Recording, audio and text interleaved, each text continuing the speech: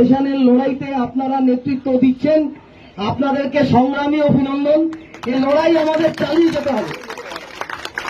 আপনারা লড়ছেন, আপনারাই লড়ছেন। এবং আমি সকালবেলা এসেই হকার ভাইদের বোনদের বলছিলাম যে আমাদের হকার ভাইদের জীবনই হচ্ছে লড়ার। যারা হকারি পেশাটাকে নিয়ে ব্যঙ্গ মস্করা করছেন তাদেরকে বলতে চাই যে হকাররা লড়তে লড়তে মরতে মরতেই বেঁচে আছে। রোজ লড়াই।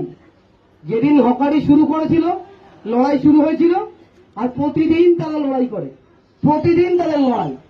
আর আজকে আমাদের রুটি রুজি জীবন জীবিকা আক্রান্ত, ফলে আমাদের দেওয়ালে পিঠ থেকে গেছে। কিন্তু আমি আপনাদেরকে বলবো, আমরা এমন কিছু করব না, কোথাও দাঁড়িয়ে আমরা কোথাও আইন তুলে নেব না হাতে। আমরা প্ল্যাটফর্মে এমন কোন ঘটনা ঘটাবো না যা আমাদের বিরুদ্ধে যায়।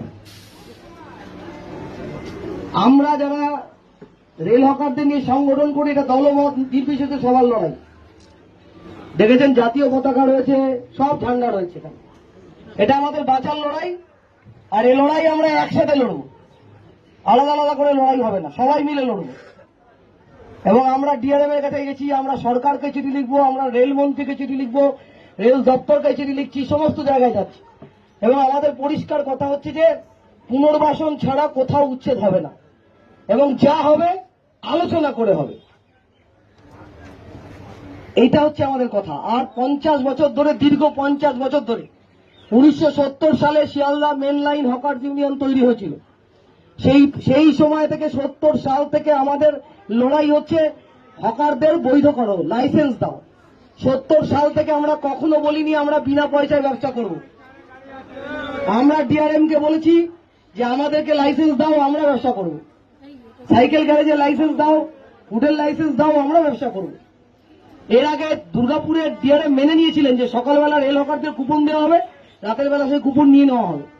এরা লালু প্রসাদ যাদব রেলমন্ত্রী থেকেছিলেন যখন, রামবিলাস পাসওয়ান আলোচনা করেছিলেন যে না আমরা এদেরকে লাইসেন্স দেব, কিন্তু এই 10-15 বছরে আর কিছু হয়নি।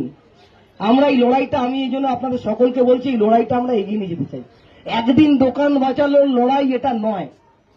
একদিন দোকান বাঁচিয়ে ফেললাম সবাই মিলে, 1000-2000 লোক ভিড় করে, আরপিএফ ফিরে গেল, এই লড়াইটা না, এটা টানা লড়াই, আমাদের লাইসেন্স পাওয়ার লড়াই, এই লড়াই আমাদের পুনর্বাসন পাওয়ার লড়াই।